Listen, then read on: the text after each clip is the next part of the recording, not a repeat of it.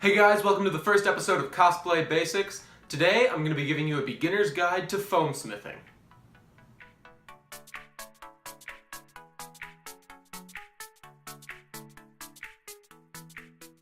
So, if you're interested in creating your own costumes, either for Halloween, cosplay, or just for fun, chances are you've heard someone mention EVA foam, especially on the topic of armor. A lot of people use this stuff, and for good reason. EVA foam is an incredibly versatile material. But if you want to use this foam to its fullest potential, you have to know what tools to use and how to use them. Alright, so the first thing we're going to talk about is the foam itself. There are a number of different kinds of EVA foam depending on where you look and where you get it from, and we're going to start with the thicker variations. That would be floor mats. Now, the first kind I'm going to talk about is the 1/2 inch. This 2-foot square variation also comes in 1 inch, but I haven't used that as much. 1/2 inch is a lot more commonly used and applicable. 1/2 inch tends to be for big pieces, things that you want to look solid, chest pieces, shoulder pieces, big pieces like that. Tends to be for big flat areas. Next up is 1/4 inch foam. This comes in rolls as opposed to the puzzle piece sheets. I tend to use this for helmets, gauntlets, anything that I want to be strong and sturdy, but not very thick. 1/4 inch works a lot better for helmets and such because it isn't as bulky and your pieces don't take up as much room, so it's easier to have a piece that fits snugly or has the right size but isn't suffocating you. This can also work well for detail pieces if you cut it right, angle it correctly, etc., etc. There are a number of different places that you can get your floor mat foam from. My go-to store tends to be Sears, although I've heard that Walmart and some other hardware stores do carry them. Automotive stores I've also heard. But I haven't had any luck looking at those kind of locations. You can also get this stuff online. Alright, the next kind of foam I'm going to talk about is craft foam. Craft foam comes in a variety of different colors and thicknesses. I tend to use black because it's a nice neutral color, easy to work with.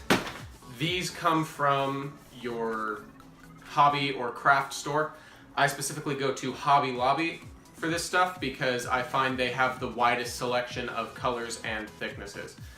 The thicknesses that I tend to use are, starting with the thinnest, 2mm, and 2mm kind of loose and floppy, and I don't really use this for any pieces on its own. This tends to be detail work. Stripes, any small slightly raised details, that's what I tend to use the 2mm for. Next up is 3mm. 3mm is a little thicker, a little stronger. I'm experimenting with this so far. I've just recently started using this stuff. I recently used it in the video tutorial for my Reaper mask, and I used this on the inside of the cheeks to cover up the inside without having to paint anything. The 3mm is kind of a nice in-between of the two main thicknesses that I use for craft foam, because it's thin and doesn't get in the way, but it's also strong and fairly durable. And finally, for craft foam, we have 5mm, and this is one of the ones that I use the most, and I really enjoy using this stuff. This is probably a millimeter or two thinner than the 1/4 inch floor mats, and I use this whenever possible, whenever I have smaller pieces of that size for detail work or even for masks, as you'll see if you go and watch the Reaper tutorial.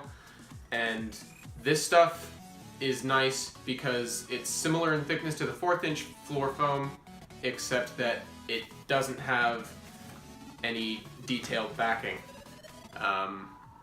I'll pull up a picture or something because I forgot to show you guys this, but the floor mats have texturing on the back, which is a real pain if you're trying to glue surface to surface or something like that. So that's one of the nice things about craft foam. All of the thicknesses of the craft foam is that you can glue it onto any side and the edges. I use this for similar things that I'll use the 1/4 inch foam for, so masks or helmets, gauntlets or small armor pieces, and detail work. On the note of where you can get this foam from, I have heard of a place called TNT Cosplay. It's an online store with supplies for cosplayers, and they have a variety of things to choose from. They tend to specialize in foam. They don't have very much as far as colors go.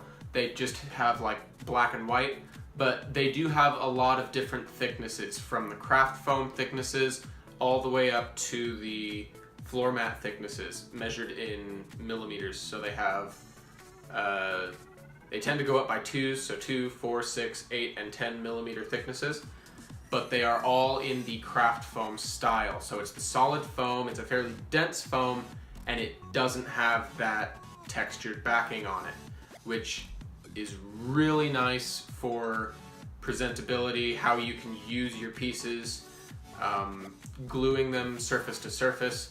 So I'm really wanting to look into TNT Cosplay and see what their foam is like.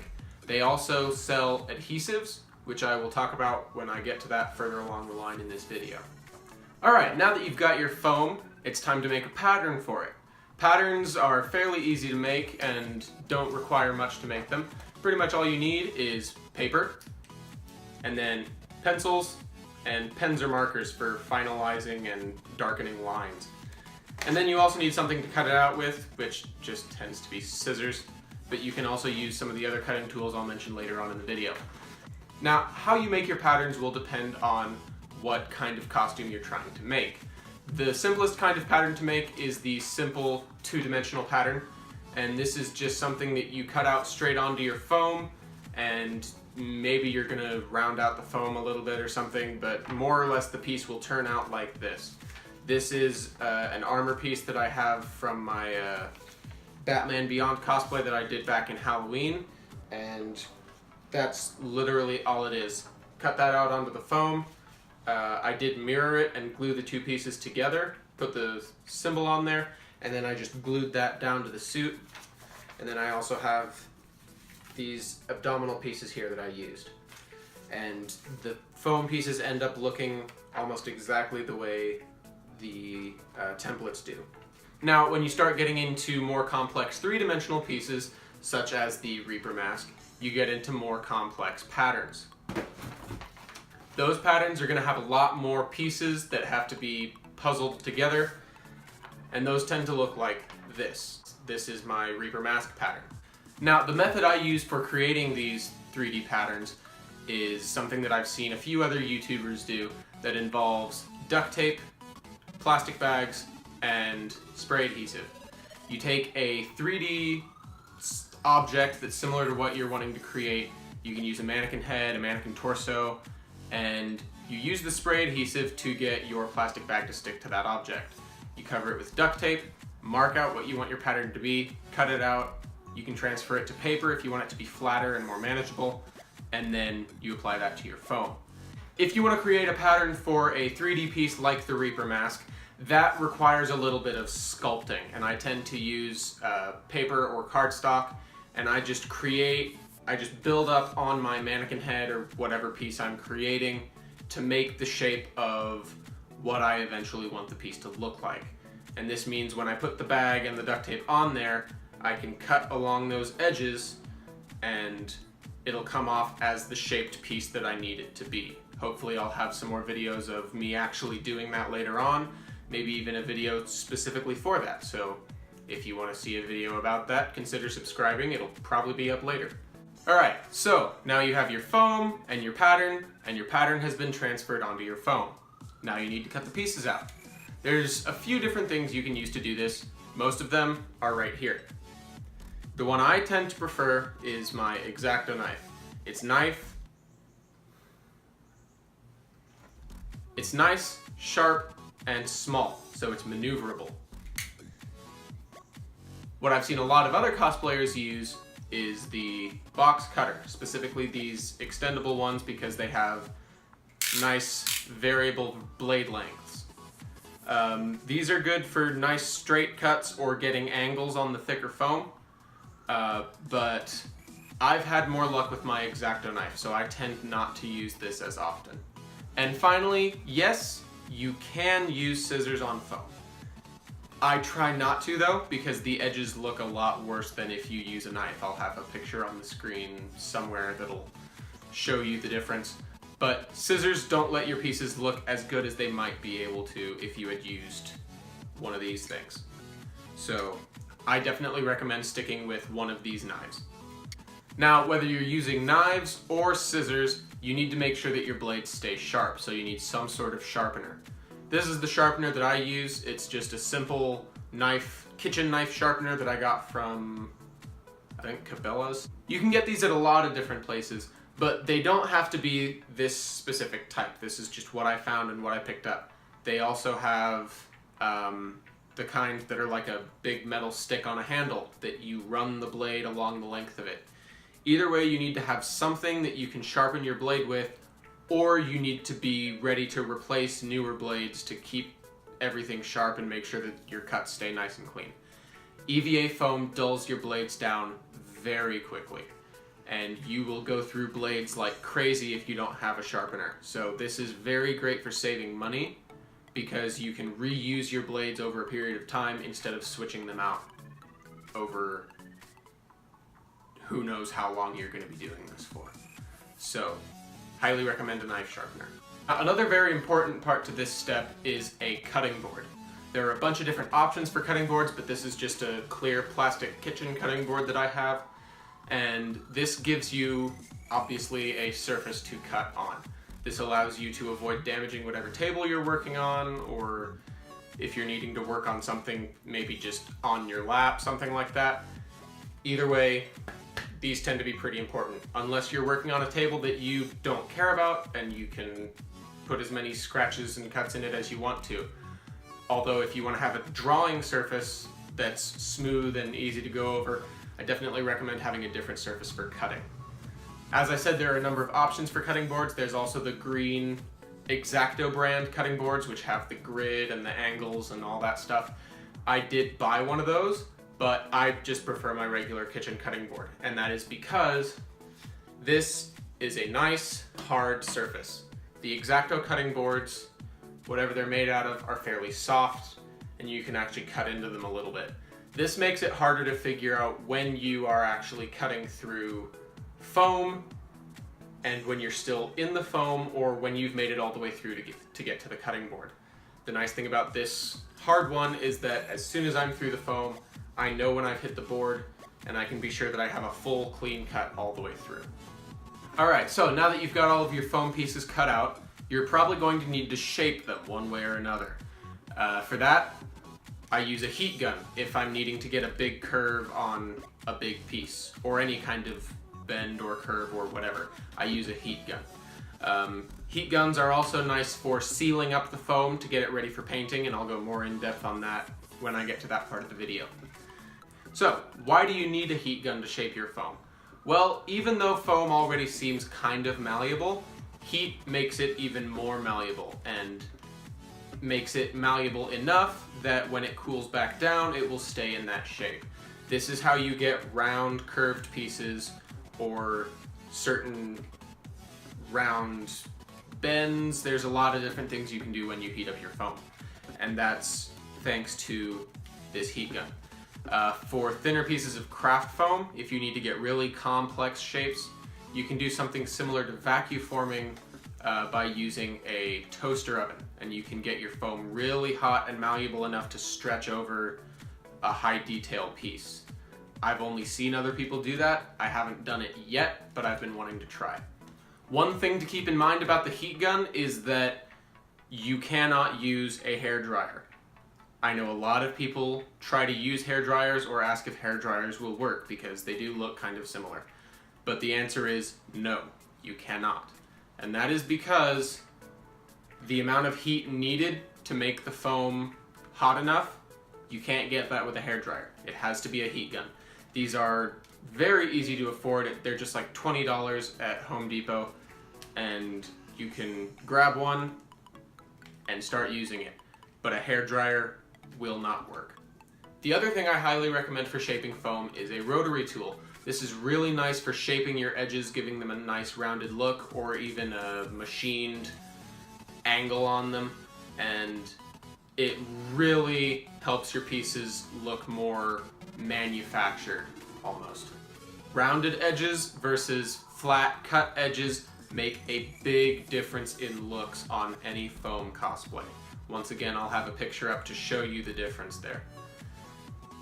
Rotary tools can also be used to make scratches, dents, or any kind of markings for like battle damage. They're a really good tool to have, and they have a lot of various uses, so I definitely also recommend having a rotary tool. You can survive without one, but I highly recommend it. Alright, so now that you have your pieces cut out and shaped, you're ready to glue them together. How are you going to do that? Well, there's a number of different things you can use. The first adhesive I'm going to talk about is kind of a general purpose. It can be used for large or small pieces, and it's also a nice entry point for people who are just starting to get into using foam or might not want to use any hazardous materials. That first adhesive is hot glue. This is a nice starting point because a lot of people might have already used hot glue, and if not, it's really easy to figure out how. Like I said though, this is a starting point because you aren't able to get everything looking quite as nice as if you were using some of the other adhesives that I use and we'll talk about later. But I do still use hot glue. Hot glue still has its purposes and still comes in handy, so I recommend starting with hot glue and then continuing to use hot glue down the line where you don't want to use some of the other options.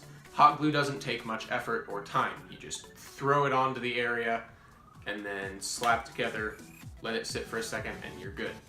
So I tend to use hot glue in places that I'm not going to be letting people see very often, just to stick something on the inside or, you know, a low visibility area.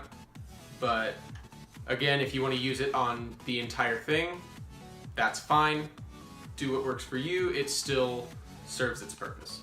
Now we're going to move on to my personal favorite adhesive, which is contact cement. I have two contact cements right here. I have Barge all-purpose cement and Weldwood contact cement by DAP. This stuff tends to be a little more expensive if you're going to buy it locally. I think I got this for like $75 at a local leather shop. But remember how I was talking about TNT Cosplay earlier? They have this on their site for like $30. Same size of can for like half the price. So I am definitely going to be looking into TNT Cosplay for their Barge cement because I really like Barge cement, but it is fairly expensive where I get it from. Now, the Weldwood contact cement, as you can see, it comes in a much smaller bottle, and it is fairly affordable. That's because I don't feel like it's as high of quality as Barge cement is, but that might be a bit of an unfair comparison because I think it is supposed to be slightly different. But they're similar enough that I compare them anyway. Weldwood still definitely serves its purpose. It's a good contact cement. It'll do the job. So this is my personal preference, but either one of these will work. Now, the reason I like contact cement so much more than hot glue is because your seams, if you put stuff together right with contact cement, your seams are almost non-existent. And this gets a strong hold on your pieces. Your pieces will stay together and you don't really have to worry about it. It does take a little bit of dry time. You do have to let your pieces sit and cure before you put them together, but it's like 5 minutes. That is one of the benefits to hot glue, is that once it's on there, you're good to go. But like I said, much stronger hold, much closer hold, a lot better for those seams that might try to pull away from each other or any other stuff like that. It looks a lot more professional. I tend to use contact cements for the larger pieces, surface-to-surface contact and edge connecting of the larger pieces. 1/2-inch floor mats and 1/4-inch floor mats, and most of the time with 5mm craft foam as well.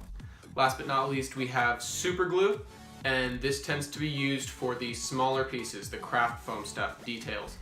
This does a good job of holding the foam together in small areas where you might not be able to fit hot glue or your contact cement brush, and it does a good job of holding the pieces together. This, as you can see in my Reaper tutorial, also does a good job of connecting other materials to the foam, such as plastic, which you might not be able to get to stay on there with hot glue or contact cement. So that is the use of super glue. All right, now at this point in your foam creation, you should have a not quite finished product, but it'll look like what you're trying to get. You'll have your chest piece or your helmet. You'll have the solid version of whatever object this is supposed to be. Before you can go around coloring it, you have to seal your foam. As I said before, the heat gun works for this because it closes up the pores in the foam.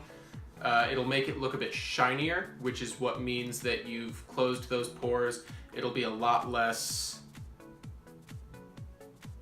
absorbing. I think that's the proper term. It'll be less prone to absorbing whatever you put on it. But to go even further and make sure that your piece looks nice when you paint it, you want to use sealants. There are two options for the sealants. You have Mod Podge, which is similar to the white glue and water version, but this is like a viable item that's made for that. This is the brush-on application, although I'm sure you could put it through... Never mind, you wouldn't want to put it through an airbrush, don't listen to me.